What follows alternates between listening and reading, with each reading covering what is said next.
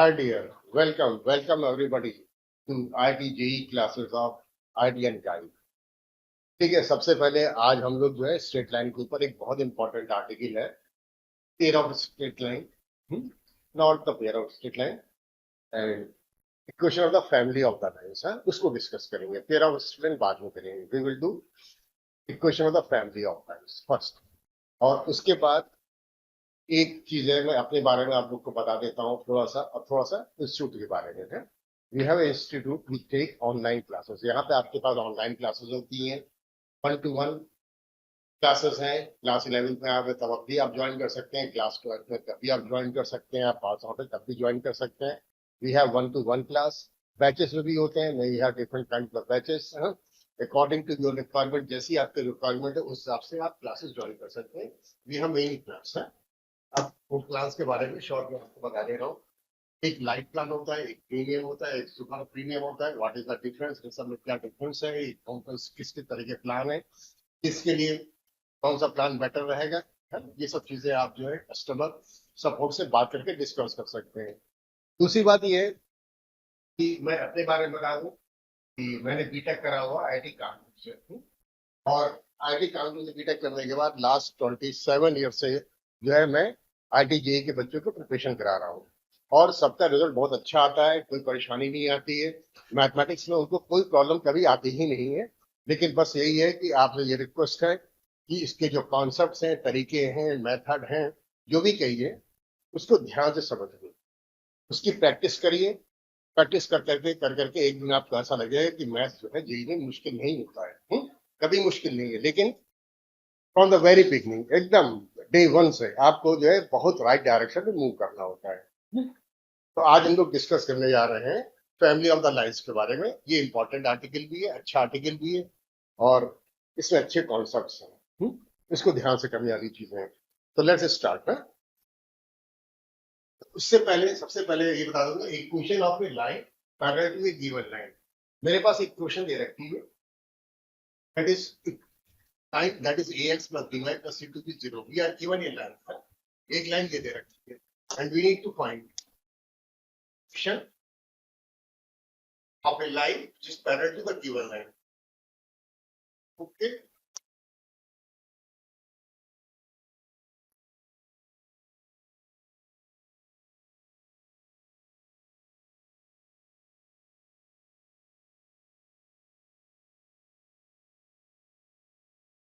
हम लोग स्टार्ट कर रहे हैं कुछ बेसिक कॉन्सेप्ट से।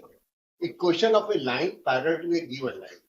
ठीक है, मेरे पास एक लाइन दे रखी है रेड कलर की, येलो कलर की, that is ax plus by plus c to be 0। I need to find equation of a line which is parallel to this. तो इसके पैरेलल लाइन मेरे पास एक नहीं हजारों आएंगी। एक लाइन ये भी हो सकती है that is parallel to the yellow colour line. I may have a line here, I may have a line here. कोई सी भी लाइन आएगी, कोई सी भी लाइन आएगी। तो we have a general equation for that. उसकी इक्वेशन होती है equation of any line. Equation of any line, I am just writing equation of any line parallel to the given line, ax plus y. You will see that parallel to the given line,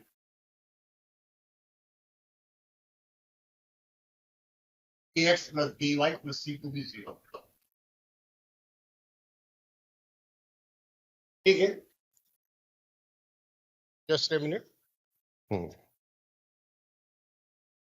अब अगर ये line हमारे पास है, चाहे ये हो चाहे ये हो चाहे जो भी लाइन हो, अगर पैरेलल आएंगी तो the slope will be the same. हाँ, हर लाइन का स्लोप सेम आएगा, और इस लाइन का स्लोप जो है फिगर के हिसाब से दिखाई पड़ता है। Slope m, I can say that is minus of a by b. y equal to mx plus c के फॉर्म में लिखेंगे तो a उस साइड में चलाएगा तो माइनस ax बनेगा, b से डिवाइड होकर minus a by b with the slope. तो अब ये लाइन होगी या ये होगी या ये होगी, सबके स्लोप बराबर आएंगे। And we have a formula for that. We can write the equation of any line which is parallel to the given line, ax plus by। Same slope वही आएगा, that is minus a by b, उतना ही रहेगा। But the constant वाली term जो c है वो बदल जाएगी, plus lambda to be 0, where lambda is a arbitrary constant. Lambda is a arbitrary constant. ठीक है, लैम्डा मेरे पास एक आर्बिट्ररी कांस्टेंट आ जाएगा, बस इतनी सी बात है। अब वो एक कंडीशन दी जाएगी, एक कंडीशन दी जाएगी we need to find the equation of a line which is parallel to the given line, which is passing through a point. कोई point दे दिया जाएगा 1,4, 2,5 जो भी दिया जाएगा, तो उसके बाद ABC ये लाइन की क्वेश्चन है, तो ABC A और B तुमको मालूम ही है, कोई दिक्कत नहीं है. I will satisfy the line with the point 1,4. I will get the value of lambda. Lambda की वैल्यू आ जाएगी, यानी कि वो पार्टिकुलर लाइन आ जाएगी. है लैम्डा इज आर्बिट्ररी कांस्टेंट. क्या जो सी लाइन हो उसकी इक्वेशन हमारे पास ax plus by plus lambda to be 0 है. ये रहेगा formula. Anyway I can erase this part. तो एक्सप्लेनेशन के लिए बता दिया था मैंने आपको. We can erase that part. ठीक है. अब चाहे लाइन ये हो, चाहे ये हो, चाहे ये हो, कोई सी भी लाइन होगी. ठीक है. Its equation we can write ax plus by plus lambda to be 0. That is the important point. ये एक अच्छा पॉइंट है, इंपॉर्टेंट पॉइंट है. ये हमें याद रखना है. This is the formula. Similarly, we can have an equation of a line which is perpendicular to given line. Next article आ रहा है मेरे पास. Equation of any line perpendicular to a line ax plus by plus c to be 0. We are given a line. Its equation is ax plus by plus c to be 0. ये line मेरे पास दे रखी है. That is line L I can see. In the same way, अगर हमारे पास इसके perpendicular एक line खींचेंगे तो आई हैव दिस बिलिकुलर line which is perpendicular to the yellow line. ये लाइन भी हो सकती है, ये लाइन भी हो सकती है, ये लाइन भी हो सकती है. We can have infinite number of lines. एक नहीं, हजारों लाइंस आएंगी, लेकिन एक चीज कॉमन होगी. एक चीज कॉमन होगी, दोनों लाइंस जब परपेंडिकुलर रहेंगे तो इनके बीच का एंगल 90 डिग्री या m1 m2 -1 आएगा. तो अगर इस लाइन का स्लोप हमने यहाँ पे m लिख दिया है, it's value will be -a/b. इस लाइन के परपेंडिकुलर चाहे ये लाइन हो, चाहे ये वाली हो, चाहे ये वाली हो, m1 m2 -1 कराएंगे तो स्लोप जो होगा हर हालत से m डैश, जिसको मैं लिख दे रहा हूँ, that has to B b/a. m1 m2 -1 होना चाहिए. So I can write the formula, I can write the equation. ये तो मैंने एक्सप्लेनेशन के बताया था, इसको मैं हटा दे रहा हूँ. We can have number of lines. Family तैयार हो जाएगी. एक नहीं, हजारों लाइंस आएंगी, पूरी फैमिली तैयार हो जाएगी. But I M erasing that part and I am writing equation of any line. Equation of any line perpendicular to the line given, that is ax plus by plus c to be 0. ax plus by plus c to be 0. इसको बहुत आसान है. पुराने वाले में तो जब parallel होता तो c या कांस्टेंट वाली टर्म होती थी, उसको चेंज कर देते थे. लेकिन इस ऐसा करेंगे, x और y के कोफिशिएंट इंटरचेंज कर देंगे, तो a y कर देंगे. आप ये भी कर सकते हो कि एक्स वाई इंटरचेंज कर देंगे, या कोफिशिएंट इंटरचेंज कर रहा हो तो ए वाई करके लिख देंगे, और उसके बाद बी एक्स हो जाएगा. एक्स वाई के कोफिशिएंट करेंगे, लेकिन बीच में एक माइनस साइन लगा देंगे. ठीक है. ए को बी के साथ कर देंगे, बी को ए के साथ कर देंगे, बी को एक्स के साथ कर देंगे, लेकिन I will put a minus sign between. A y minus b x कर देंगे, plus lambda is equal to 0, where lambda is a arbitrary constant. Lambda is a arbitrary constant. ठीक है. अब एक नहीं, मैंने कहा ना, हजारों लाइंस आएंगी. अब कोई ना कोई कंडीशन दी जाएगी. ये हमारे पास जो ब्लू कलर की लाइन निकाल दी है, that is passing through A point. उसके कोऑर्डिनेट 0 0 दे दिए, 5,6 दे दिया, कुछ और भी दे दिया, कोई भी और कंडीशन दे दी, तो उस कंडीशन से सेटिस्फाई करा देंगे. This is the general equation. इस जनरल इक्वेशन को सेटिस्फाई करा देंगे. I will get the value of lambda. तो लैम्डा की वैल्यू निकल जाएगी. लैम्डा की वैल्यू वापस ला के इसी इक्वेशन नंबर 1 में रख देंगे. Then I will get the equation of that particular line. उसी पार्टिकुलर लाइन की क्वेश्चन आ जाएगी. अब एक आध क्वेश्चंस करा देंगे तो ये चीज हमें क्लियर हो जाएगी. तो अभी तो सिर्फ मैंने फॉर्मूला बताया है, कोई मैं इसे प्रॉब्लम नहीं करा रहा हूं. पहले थ्योरी का पार्ट कंप्लीट कर देता हूं, उसके बाद एक एक दो प्रॉब्लम सबके ऊपर करा दूंगा. ठीक है. Let's move to the next article. Okay. Distance of a line from a point P, x1 y1. मेरे पास एक लाइन दे रखी है. इसकी equation we are given that ax plus by plus c to be 0. ठीक है. तो I am writing the line which is given to us. Its equation we are given that is ax plus by plus c to be 0. Standard equation ने मान ली हूं. And we are given a point. एक point मेरे पास दे रखा है, point P है. उसके कोऑर्डिनेट्स x1 y1 दे रखे हैं. तो पॉइंट P से यहाँ पे परपेंडिकुलर ड्रॉ करेंगे, तो लाइन के ऊपर ये पॉइंट N पे मीट कर रहा है. तो distance between the point P and N, या length of perpendicular from the point x1 y1, जिसको मैंने स्मॉल p कहा है, उसको निकाल रहा हूं. तो length of perpendicular from the point P, जिसको मैंने स्मॉल p लिखा, we have the formula ax1 plus by1 plus c. Divided by under root A square plus B square, this is the formula. लेकिन कभी कभी ऐसा भी हो सकता है कि x1 y1 अगर मान लिया निगेटिव है या ABC निगेटिव है तो न्यूमरेटर की टर्म निगेटिव भी आ सकती है। तो लेंथ ऑफ परपेंडिकुलर तो निगेटिव होता नहीं है। In case it comes negative I will take mod, mod लेके इसको पॉजिटिव बना देंगे। This is the formula, sometimes important. ये फॉर्मूला इंपॉर्टेंट होता है, अच्छा होता है, मैं तो काफी यूज करता हूँ, जरूरत भी पड़ती है, लेकिन मोस्टली अक्सर ये होता है कि बच्चे से मिस कर देते हैं। Don't miss this something important formula and very basic. या फिर इसी फॉर्मूले को मॉड हटा के हम यहाँ पे पी के वैल्यू प्लस माइनस करके लिख सकते हैं, ठीक है। तो मॉड हटा दिया, प्लस माइनस करके लिख दिया A X one plus B I plus C divided by under root A square plus B square. That is very simple, very easy formula, ठीक है। Now let's move to the next article, equation of the angular bisector. हाँ, अब मेरे पास दो lines दे रखी है, एक line है L1 और एक line L2। L1 we are given a1x plus b1y plus c1 to be 0, another line L2 that is a2x plus b2y plus c2 be 0। तो एक लाइन तो मेरे पास ये दे रखी है L2 और ये L1। I am just writing equation L2 की a2x plus b2y plus c2 standard form में मैंने लिख दिया, ये दे रखा है, it is given to us, 2x plus 3y plus 5 equal to 0, जो भी है वो दे रखा है। एंड लाइन L1 की इक्वेशन भी हमारे दे रखी है, a1x plus b1y plus c1 to be 0, abc a1 b1 c1 हमको मालूम होगा, लाइन की इक्वेशन को मालूम है। We need to find the equation of the angular bisector. अब दोनों लाइन अगर पैरेलल नहीं है तो कहीं ना कहीं इंटरसेक्ट करेंगी। अगर इंटरसेक्ट करेंगे तो एक्यूट और ऑब्टूस दोनों एंगल बनेंगे। फॉर एग्जांपल एक्यूट एंगल यहाँ पे आ जाएगा, तो I will get one bisector, acute angle bisector, this is one bisector, एक बाइसेक्टर तो ये आ जाएगा। ओके, ये एक्यूट एंगल बाइसेक्टर बन गया। And we can have another angle that is obtuse angle, तो ऑब्टूस एंगल का भी बाइसेक्टर निकल जाएगा, तो ये ऑब्टूस एंगल का भी बाइसेक्टर निकल जाएगा। So I will have another bisector also. One is acute angle bisector, another is obtuse angle bisector. Okay, bisector यहाँ पे बन गया, bisector 2 लिख दिया इसको मैंने। I will get two bisectors. We need to find equation of the bisector. Bisector की equation निकालनी है, कोई बात नहीं, सिंपल सा कॉन्सेप्ट है, सिंपल सी चीज है।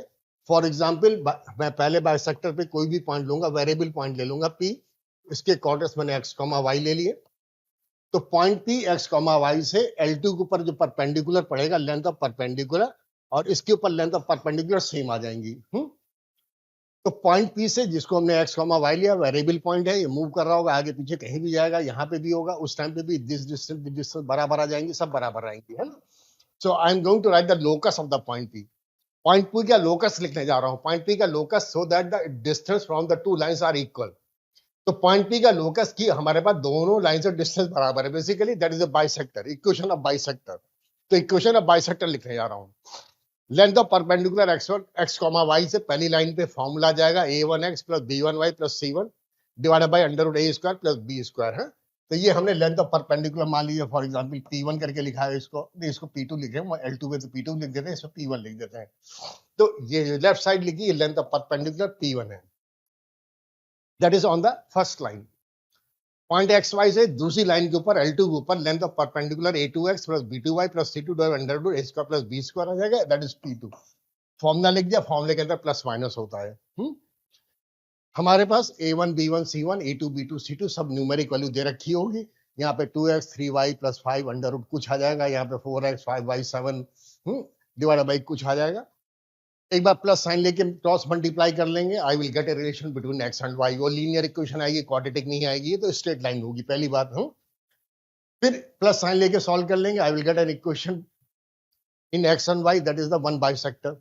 माइनस साइन लेके सॉल्व कर लेंगे तो I will get a relation between x y में फिर दूसरी इक्वेशन आ जाएगी, that will be equation of another bisector. तो I will get two equation. अब इसमें एक चीज और आती है, कभी कभी क्वेश्चन ये होगा, find the equation of the acute angle bisector। अब क्वेश्चन में ये हो गया कि हमें acute angle bisector निकालना है, तो हमारे पास बाइसेक्टर की इक्वेशन तो दो आ जाएंगी, and we need to find which one is the acute angle। हाँ, अब इसको करने का एक तरीका होगा, मेथड होगा, वो बता दे रहा हूँ। हालांकि एक फॉर्मूला भी बना के लोग दे देते हैं, उसको कहते हैं याद कर लो, but they are so many condition impose, उसको इतनी सारी कंडीशन लगी होती हैं कि वो याद कर पाना, रख पाना बड़ा मुश्किल होगा, है, और ज्यादा अच्छा भी नहीं है। So I am going to give you one problem right now. अभी एक प्रॉब्लम करा देता हूं, ठीक है, फौरन, और उसके बाद family of the lines next article पे चला जाऊंगा, ठीक है। जस्ट ए मिनट, एक प्रॉब्लम करा दे रहा हूं इस पे बेस्ड।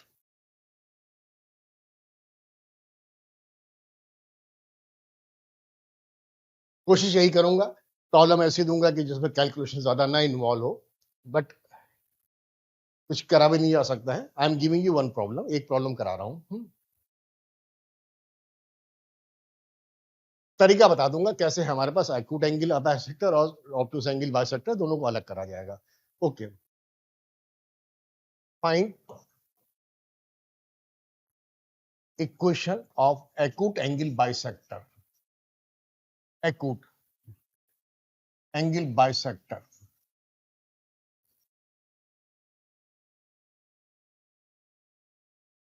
ऑफ लाइंस, एक लाइन मैंने L1 ले लिया, I am taking it to be 3x minus 4y plus 5 is equal to 0, and I am taking another line L2, and L2 I am taking 5x plus 12y plus 2 to be 0, ऐसे करके मैंने ले लिया, ठीक है ना। Now I am going to solve it. So एक काम कर रहे हैं, डायरेक्ट फॉर्मूला लिख के कर रहे हैं, शॉर्ट में करा देने हैं।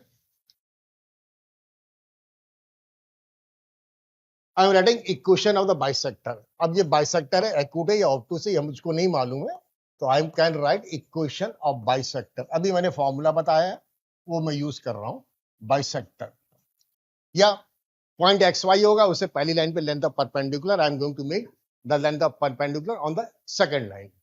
जो पॉइंट है एक्स वाई है, तो न्यूमरेटर में तो वही टर्म रहेगी 3x minus 4y plus 5, ये नहीं चेंज होगी। डिनोमिनेटर के अंदर शो कर दे रहा हूं, under root of A square plus B square लिखेंगे, that is 3 square plus 4 square, under root में ये लेके 5 आ जाएगा। That I am going to write equal to plus minus, ठीक है। ax1 plus bin plus c लिखूंगा तो 5, a की वैल्यू 5 है, x1 का मतलब xc है, तो वही इक्वेशन रहेगी जो हमारे पास L2 की, plus 12y and I have a plus 2 here, divided by under root A square plus B square कराएंगे तो अंडर रूट में हमारे पास 5 स्क्वायर प्लस 12 स्क्वायर, इसकी वैल्यू 13 आ जाएगी। अब एक काम कर रहे हैं, क्रॉस मल्टीप्लाई कर दे रहे हैं, थोड़ा सा डायरेक्ट लिख रहे हैं।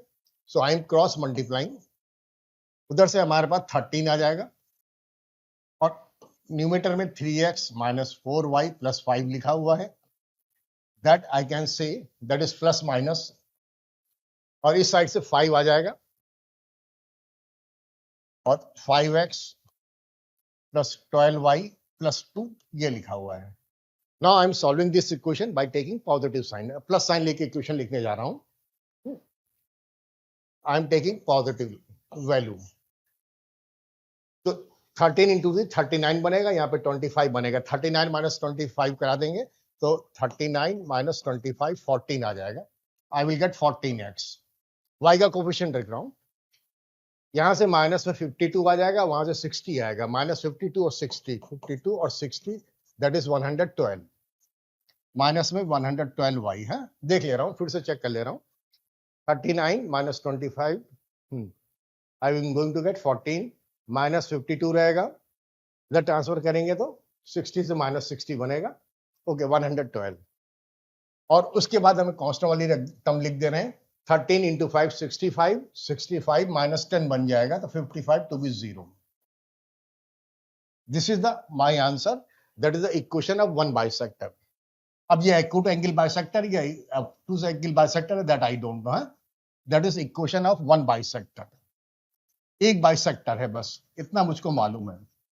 अब ये एक्यूट भी हो सकता है, ऑब्टूस भी हो सकता है, that we will decide later on, इसको बाद में डिसाइड कर लेंगे कि एक्यूट है या ऑब्टूस है, उसका तरीका बताएंगे भी। निगेटिव साइन लेंगे,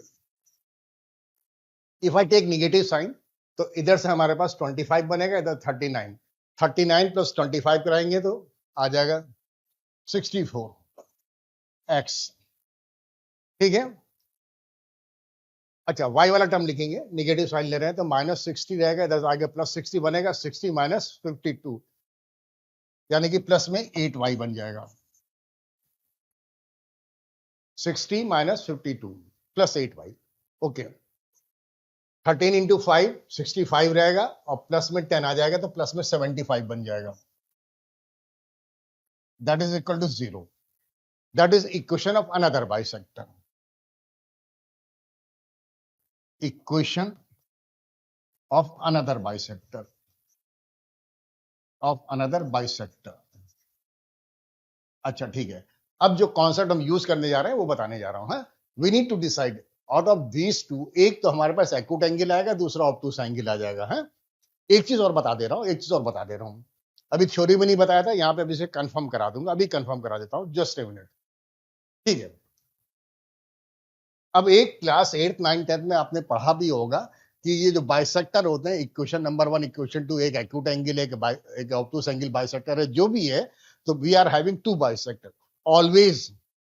ऑलवेज दोनों बाइसेक्टर आएंगे, दे विल बी परपेंडिकुलर. अगर एक का स्लोप मैंने m1 ले लिया और दूसरे का स्लोप m2 ले लिया तो they are always perpendicular. m1 m2 -1 आ जाना चाहिए.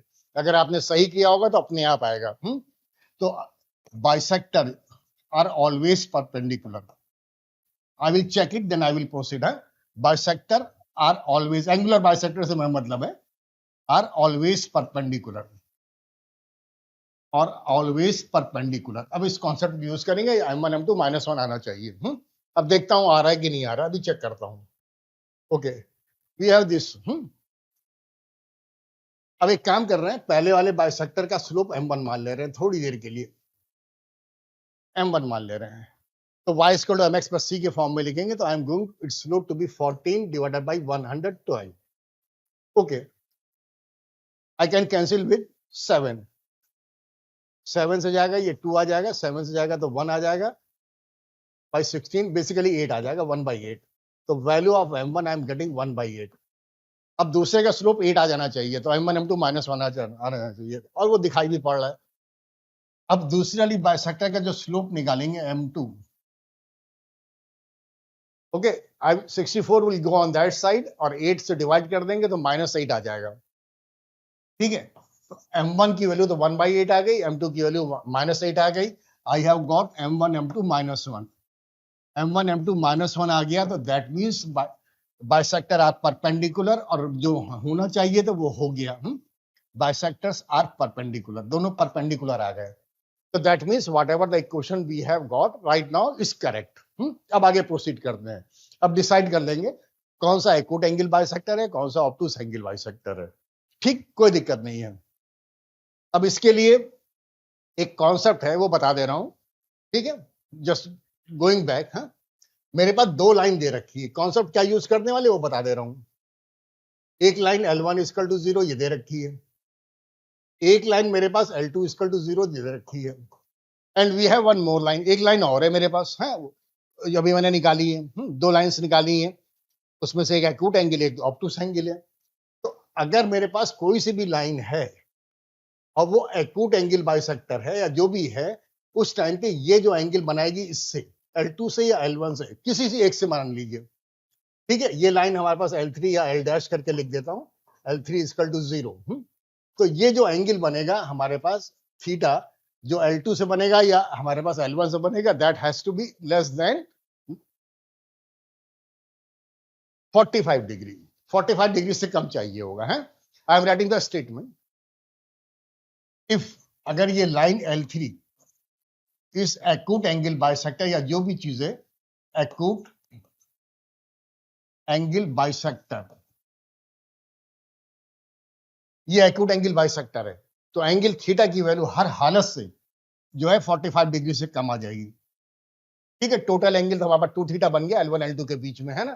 तो टोटल एंगल जो L1 L2 के बीच में होगा 90 डिग्री से कम आ जाएगा, तो थीटा के लिए 45 डिग्री से कम आ जाएगी. और अगर थीटा के लिए 45 से डिग्री ज्यादा आ जाएगी तो ऑब्टूस एंगल बाइसेक्टर बन जाएगा. है so I will calculate.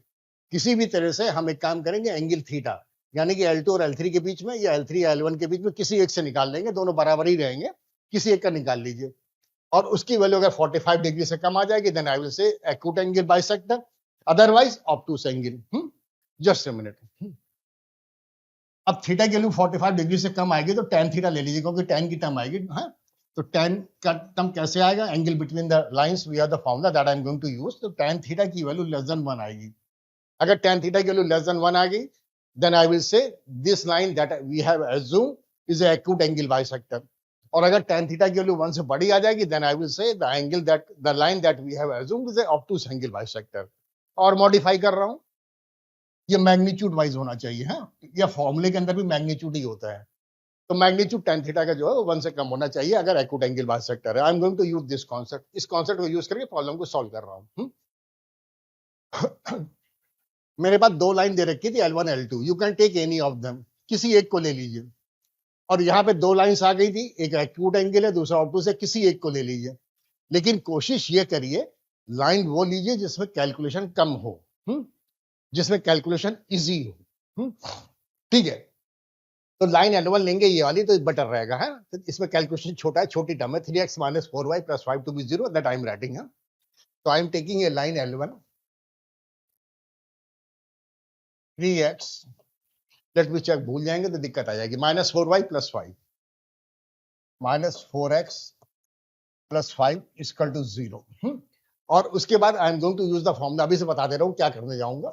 tan theta मेरे पास एक फॉर्मूला होता है, फॉर्मूला लिख दे रहा हूं, that is m1 - m2 divided by 1 + m1 m2। और यहाँ पे मॉड होता है, जो भी चीज होती है, मैग्नीट्यूड होता है, वो बाद में लिख देंगे, छोड़ दीजिए, अभी ऐसे ही कर दे रहा हूँ। हाँ, और दूसरी लाइन इसका स्लोप में मान लूंगा कुछ, इसका ओके 3x - 4y करके लिखा है। ठीक है, 3x - 4y = 5। ठीक है, अभी सही कर दूंगा उसको।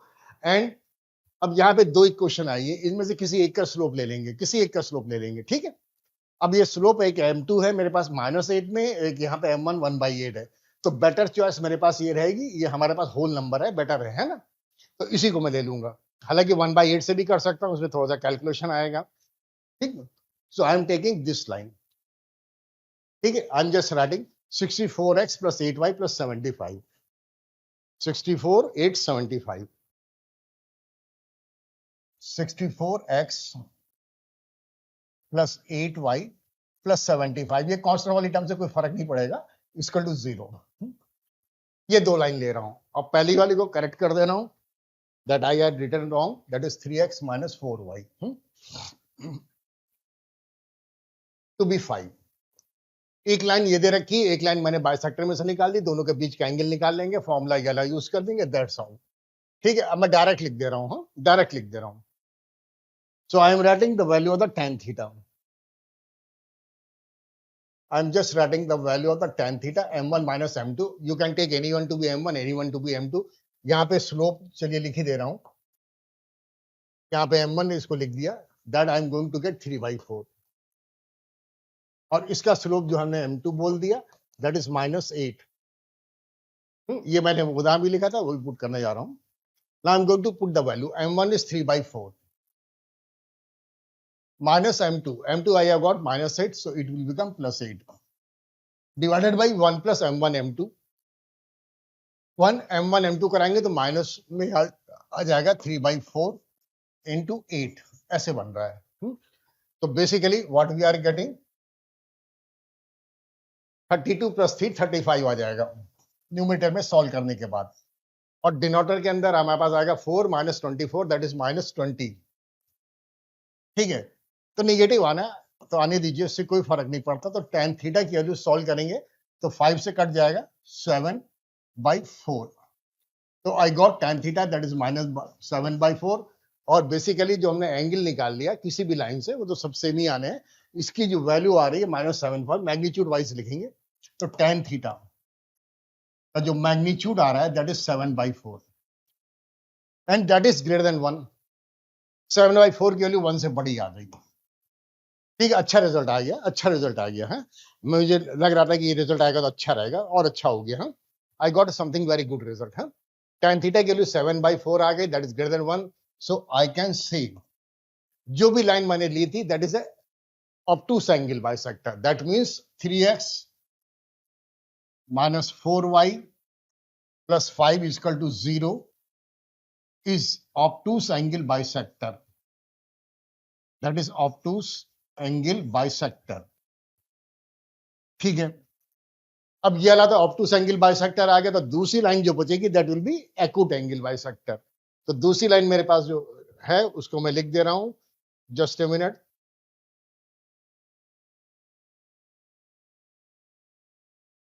ओके, ये दूसरी लाइन मेरे पास ये आई थी, ठीक है, 14x minus 112y, hence hence अब जो आंसर लिख रहे हैं, हेंस 14x माइनस 112y,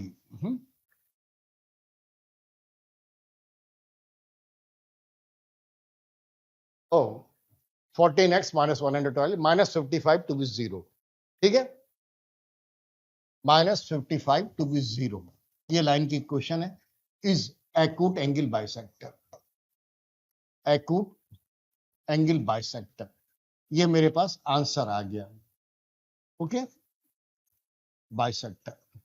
तो ये एक तरीका होता है, इस मेथड को फॉलो करिए, कॉन्सेप्ट बहुत अच्छा है, फिर से रिपीट दे रहा हूं, ठीक है, बाइसेक्टर की इक्वेशन लिख दिए, प्लस माइनस साइन लेके दो एंगल, दो लाइंस आ जाएंगी, एक एक्यूट एंगल होगा, एक ऑब्टूस एंगल होगा, उनमें से जो भी लाइन अच्छी लगे, जिसमें कैलकुलेशन कम हो, उसको सेलेक्ट कर लीजिए, किसी भी एक को कर लीजिए, और जो गिवन लाइंस होंगी उनमें से भी किसी एक को कर लीजिए, लेकिन ऐसी लाइन सेलेक्ट करें जिसमें कैलकुलेशन कम आता हो, उन दोनों के बीच का एंगल निकाल लीजिए, ठीक है। तो tan theta m1 minus m2 upon 1 plus m1 n2 वाला फॉर्मूला यूज करिए, उनके बीच का एंगल हमने जो है थीटा माना, तो tan थीटा की वैल्यू निकाल लीजिए, ठीक है। अब वो पॉजिटिव या नेगेटिव जो भी आया उससे कोई फर्क नहीं पड़ता, मैग्नीट्यूड वाइज देख लीजिए, अगर मैग्नीट्यूड वाइज tan थीटा की वैल्यू 1 से कम आ जाएगी तो the line that I have selected, जिस लाइन को मैंने लिया है वो एक्यूट एंगल बाइसेक्टर बन जाएगी, और अगर वो 1 से बड़ा आ जाएगा tan थीटा तो हम कह देंगे वो ऑब्टूस एंगल बाइसेक्टर बन गया, और जब वो ऑब्टूस बन जाएगा तो दूसरा वाला अपने आप ऑटोमेटिक ही एक्यूट बन जाएगा। So this is a concept I have told you with example, example करना जरूरी था, थ्योरी से नहीं समझ में आता ये सब चीजें, है ना, तो we need to do some problem also. अब एक नेक्स्ट आर्टिकल पे आ रहे हैं, that is the most important article, अच्छा आर्टिकल है, that is the most important article that I am going to do, है, इसको करा दे रहा हूं। Equation of the family of the lines passing through the point of intersection of L1 and L2। अब पहली बात तो ये है, मेरे पास दो लाइंस दे रखी हैं, एक लाइन L1 दे दिया, एक लाइन L2 दे दिया, एनीवे लिख के बता दे रहा हूं, okay, we are given L1, एक लाइन मैंने मान लिया, इसकी इक्वेशन दे रखी है a1x plus b1y plus c1 to be 0, a1 b1 c1 तो हमारे पास न्यूमेरिक वैल्यू होंगी, 2x plus 3y plus 5 is equal to 0, जो भी दे रखा है, and we are given another line L2 that is a2x plus b2y plus c2 to be 0, ये हमारे पास दूसरी लाइन दे रखी है। अब ये दोनों लाइन अगर पैरेलल नहीं होंगी तो किसी एक पॉइंट पे ये हमारे पास इंटरसेक्ट करेंगी, एक पॉइंट पे इंटरसेक्ट करेंगे, then I can have infinite number of line which is passing through the intersection of L1 and L2. L1 L2 के पॉइंट ऑफ इंटरसेक्शन से एक लाइन तो मैंने ये बना दी, ये हो जाएगी, एक लाइन ये हो जाएगी, एक लाइन ये हो जाएगी, एक लाइन ये हो जाएगी, हजारों लाइंस आएंगी, तो I will gate basically family, एक पूरी पूरी लाइन की फैमिली तैयार हो जाएगी, जो हमारे पास एक पार्टिकुलर पॉइंट, जो हमारे पास दोनों का पॉइंट ऑफ इंटरसेक्शन है उससे पास हो रही है, तो I will get equation of the family of the lines. So equation of the family of the lines. अब फैमिली से क्या मतलब अभी बता दूंगा, अभी मैंने कहा फैमिली तैयार हो जाएगी, बहुत सारी हो जाएगी, equation of the family of the lines. अच्छा, अब मेरे पास लाइन चाहे ये वाली हो, चाहे ये वाली हो, चाहे ये वाली हो, चाहे जो सी लाइन हो, ठीक है, कोई सी भी लाइन होगी, उसकी जो इक्वेशन होगी that I can say, and we have a formula that I am writing, that we can say is L1 plus lambda L2 to be 0. L1 plus lambda L2 to be 0, that is the equation of the family of the lines, something important. ये important भी है, अच्छा भी है, where lambda is an arbitrary constant. Lambda is an arbitrary constant. Arbitrary constant. अब कोई ना कोई कंडीशन दिया जाएगा, कुछ ना कुछ दिया जाएगा, तो उससे हमारे पास लैम्डा की वैल्यू या वो पार्टिकुलर लाइन निकल जाएगी। मैं फिर से रिपीट ले रहा हूं, मैं फिर से बता रहा हूं। अब मैंने यहाँ पे तो फिगर बता दिया था कि हमारे पास पूरी पूरी फैमिली तैयार हो गई, ठीक। I am erasing this part, इसको हटा दे रहा हूँ, फिर से रिपीट ले रहा हूँ। ओके, मैं ये कह रहा था कि मेरे पास जो लाइन आएगी, चाहे ये वाली हो और चाहे ये वाली निकालूं, चाहे ये वाली निकालूं, कोई सी भी निकालूंगा, that will be in the form of L1 plus lambda L2। तीसरी कंडीशन दी जाएगी, जैसे this line I am talking about this line that is passing the point 1,1, तो ये लाइन की इक्वेशन आएगी, इसमें x1 और y1, x1 और y1 नहीं, x और y जो है 1 1 रख देंगे, I will get the value of lambda और I will get the line equation of this particular line. ये पार्टिकुलर लाइन की इक्वेशन आ जाएगी, थर्ड कंडीशन दी जाएगी, वहां से लैम्डा निकल जाएगा। लेकिन L1 plus lambda L2 equal to 0 मैंने लिख तो दिया, इसको डेराइव नहीं कर पाएंगे, we can not derive it, but logically बता रहा हूँ, लॉजिकली समथिंग वेरी गुड, बहुत अच्छी चीज बताने जा रहा हूँ, इसका ध्यान रखिएगा, ठीक है। सिर्फ फॉर्मूला याद करने से नहीं काम चलता है, कोऑर्डिनेट ज्योमेट्री के अंदर कॉन्सेप्ट होना चाहिए, लॉजिकली वी कैन राइट। अभी तो एक सर्किल है, दोनों ही हमारे पास लाइंस हैं, कभी एक सर्किल एक लाइन आ जाएंगी, कभी दो सर्किल आ जाएंगे, कभी एक सर्किल एक पैराबोला आ जाएगा, ये सब चीजें आ जाएंगी, तो I will use the same logic. इसके पीछे लॉजिक क्या है ये बता दे रहा हूं। Okay, just a minute. I can से L1 की वैल्यू रख दे रहा हूं A1x plus B1y plus C1, L1 की वैल्यू रख दी पूरी पूरी, प्लस लैम्डा टाइम्स लिखिए, L2 लिखेंगे। L2 मेरे पास जो दे रखा है A2x plus B2y plus C2 that is equal to 0 है। अब हम कैसे कर रहे हैं लॉजिकली, पहली बात तो ये, मान लीजिए L1 L2 का point of intersection, I am saying it is x1 y1, I am just saying no need to calculate x1 y1, I am saying it is x1 y1। अगर x1 y1 जो है point of intersection है तो it will lie on the L1, तो L1 को satisfy करेगा, तो ये जो इक्वेशन दे रखी है x1 y1 इसको सेटिस्फाई करेगा, then I am going to get a result that A1 x1 plus B1 y1 plus C1 to be 0। अच्छा ठीक है, x1 y1 जो होगा लाइन L2 पे भी लाई कर रहा है, तो लाइन L2 को भी सेटिस्फाई करेगा, यहां पर रखने जा रहा हूं। So I am going to get A2 x1 plus B2 y1 plus C2 to be 0, ये भी 0 आ जाएगा।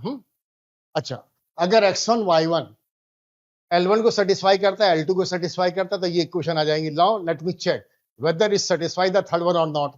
अब एक काम करेंगे, इस वाली इक्वेशन के अंदर मैंने वहां पे x1 लिख दिया है, तो उसे x1 को हटा दे रहा हूं, ठीक है। अब ये लाइन की क्वेश्चन आ गई थी हमारे पास, I am talking about this line या जो भी फैमिली ऑफ द लाइंस है जो भी है, तो x1 y1 अगर मैं रिप्लेस कर दूं x की जगह और y की जगह, then I am going to get, इस प्लेस पे x1 आ जाएगा, यहाँ पे y1 आ जाएगा, यहाँ पे x1 आ जाएगा और ये y1 आ जाएगा। लेकिन x1 y1 ऐसा पॉइंट है कि A1 x1 plus B1 y1 C1 0 बनता है, वो वहां पे मैंने लिखा है, तो बेसिकली ये बन जाएगा 0 प्लस लैम्डा 0 एंड राइट में 0 आ जाएगा। तो कुल मिला के एक मेरे पास रिजल्ट निकल गया, कुल मिला के एक रिजल्ट निकल गया कि x1 y1 अगर L1 को सेटिस्फाई करेगा, L2 को सेटिस्फाई करेगा, तो इसको जरूर करेगा, क्योंकि ये 0 प्लस लैम्डा 0 बन जाएगा।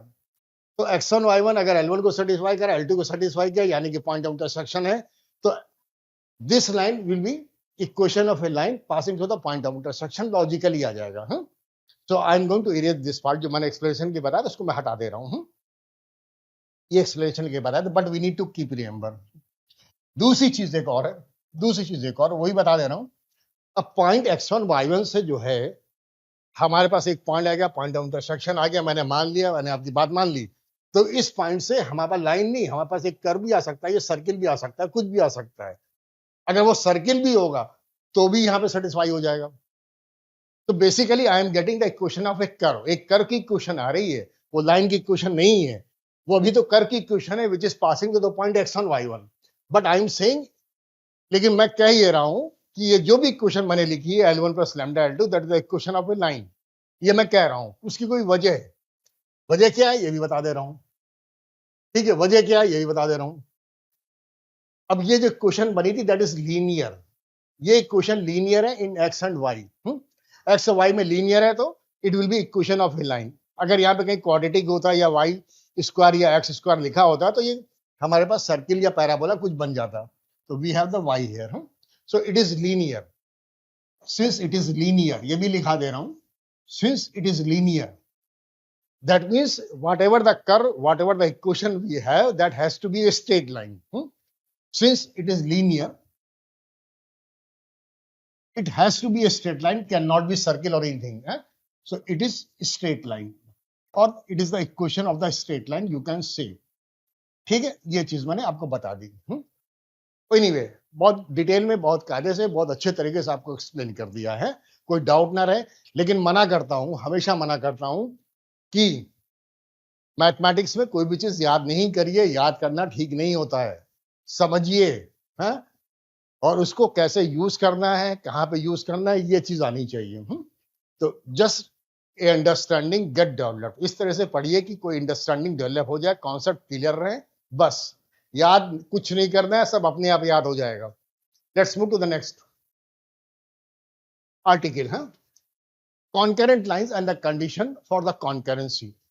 एक वर्ड होता है कॉन्करेंट और एक होता है कोलिनियर.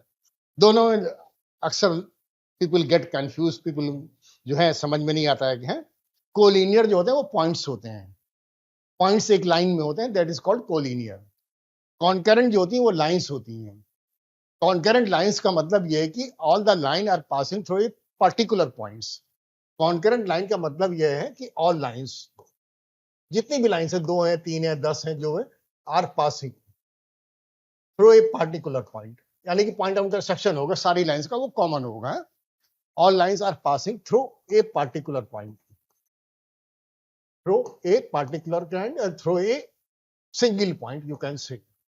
मैंने सिंगल वर्ड करके लिख लिया, single point. Then they are called concurrent lines. ठीक है, बना दे रहा हूं. We are having a line L1 equal to 0, उसकी equation a1x plus b1y plus c12 भी 0 ले लिया. ठीक है. We are having another line. अब दो लाइनें तो एक दूसरे को इंटरसेक्ट तो करेंगे अगर वो पैरेलल नहीं है. तो L2 equal to 0 is the equation of another line that I have taken a2x plus b2y plus c22 भी 0. And the third line is concurrent, that means the third line is passing to the same point. यहां से नहीं पास हो रही है. ठीक है, point of intersection different नहीं है, तो उसी पॉइंट ऑफ इंटरसेक्शन से पास हो रही है जहां से L1 और L2 इंटरसेक्ट कर रही थी.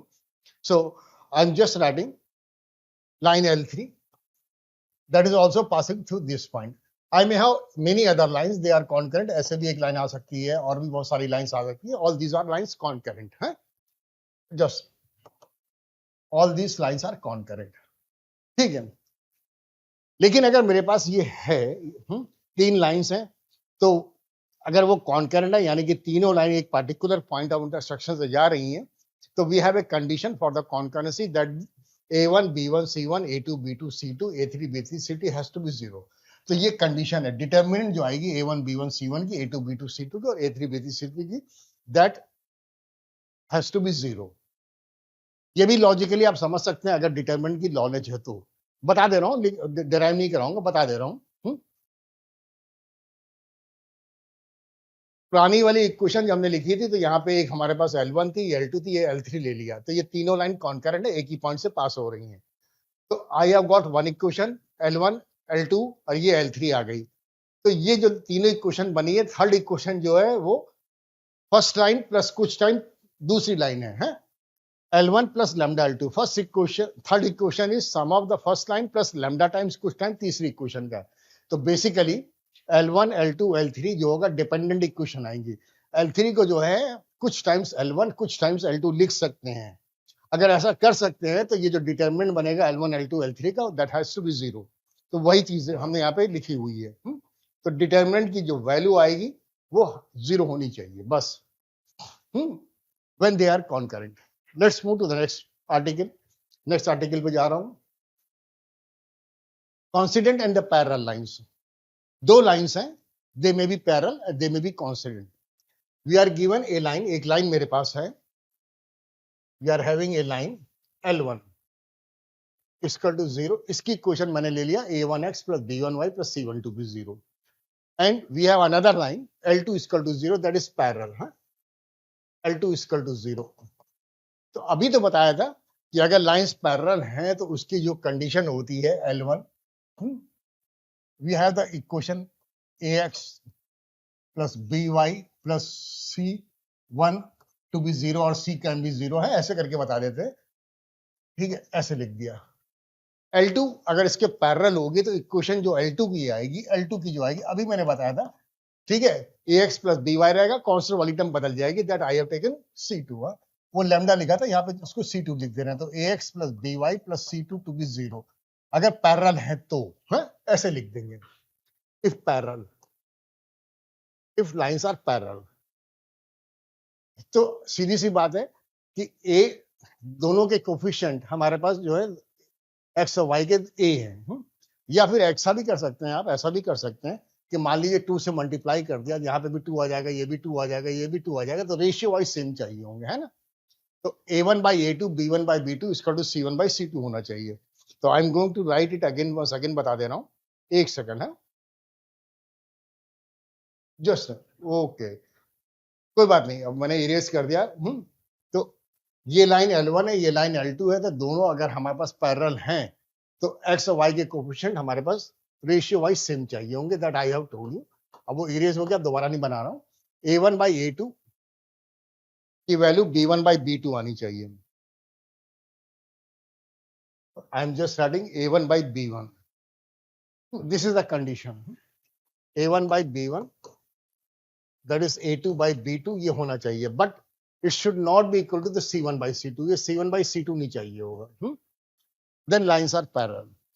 और अगर हमारे पास दोनों में c1 by c2 भी आ गया तो बेसिकली एक ही इक्वेशन को 2 से मल्टीप्लाई कर दिया, या 3 से मल्टीप्लाई कर दिया, या 4 से मल्टीप्लाई कर दिया, तो लाइंस आर कांस्टेंट, ठीक है। तो अगर हमारे पास a1 by b1 की value a2 by b2 and that is equal to c1 by c2, then I will say the lines are coincident. Lines are coincident. Coincident का मतलब ये है कि वो ओवरलैप कर जाएंगी, ओवरलैप कर जाएंगे। फिर बता दे रहा हूँ, फिर से बता दे रहा हूँ। तो यहाँ पे तो ये पैरेलल है। I have a line here L1 is equal to 0. I have a line L2 is equal to 0. A1 by A2 that is B1 by B2 is equal to C1 by C2. Not equal to C1 by C2. अब coincident है तो मेरा मतलब ये है कि एक line जो है वो L1 है, मान लो पॉइंट A लिख दिया, पॉइंट B लिख दिया, और दूसरी जो लाइन है वो इसी के ऊपर ओवरलैप कर जाएगी, इसी के ऊपर चढ़ जाएगी, है।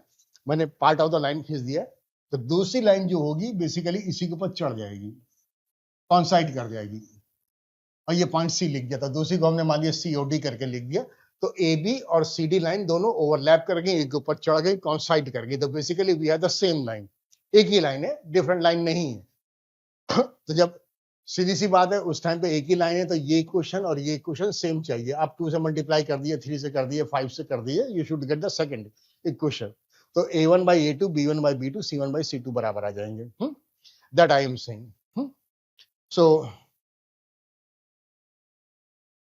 एनीवे, आज मैंने आपको जो है ना ये फैमिली ऑफ द लाइंस है, पैरेलल लाइंस है, परपेंडिकुलर लाइन है, बाइसेक्टर है, इन कॉन्सेप्ट के ऊपर में कुछ थ्योरी का पार्ट बता दिया, छोटी सी चीज बता दी है। अब इस थ्योरी को आप कायदे से रिवाइज कर लीजिए, और इसको कैसे यूज करना है, कहाँ पे प्रॉब्लम को कैसे करना है, ये सारी चीजें रहेंगी। तो उन चीजों को एक प्रॉब्लम में जो है आपको नेक्स्ट वीडियो में इसके बेस प्रॉब्लम बता दूंगा, जो फैमिली ऑफ द लाइंस के ऊपर रहेंगी। पैरेलल लाइंस, परपेंडिकुलर्स हैं, वो इक्वेशन कैसे निकाली जाएंगी। तो we will discuss all those things in the next video, and hopefully you have enjoyed and you have learned a lot. कोई भी चीज आपको मुश्किल नजर नहीं आई होगी। तो right now I am stopping and we will take a break. In the next video we will continue from here. यहाँ से स्टार्ट करेंगे, उसमें सिर्फ हम लोग प्रॉब्लम्स कराएंगे, उसमें थ्योरी का पार्ट तो मैंने आज कवर कर लिया है। So hopefully you have enjoyed the lesson. We are stopping now. और अब अपने कमेंट्स जैसे भी होते हैं, जैसे वो हमको बताएंगे, then accordingly I can change myself. अपने को चेंज करेंगे, बाद में हम लोग अच्छा कुछ और कर सकते हैं, but all those thing depends on your comments. जैसा आप कमेंट्स बोलेंगे, जैसी आपकी रिक्वायरमेंट होगी, उसके according we will make next videos. जैसा आप कहेंगे उसके अकॉर्डिंग वीडियोस बना देंगे। Even if you send me few questions, आप हमें कुछ क्वेश्चन भी भेज देंगे, कहेंगे उसके ऊपर वीडियो बना दे, तो वो भी कर दूंगा, इससे कोई दिक्कत नहीं है, ठीक है। So anyway I am stopping now. Thanks for the watching. Bye bye, good bye. Good bye everybody.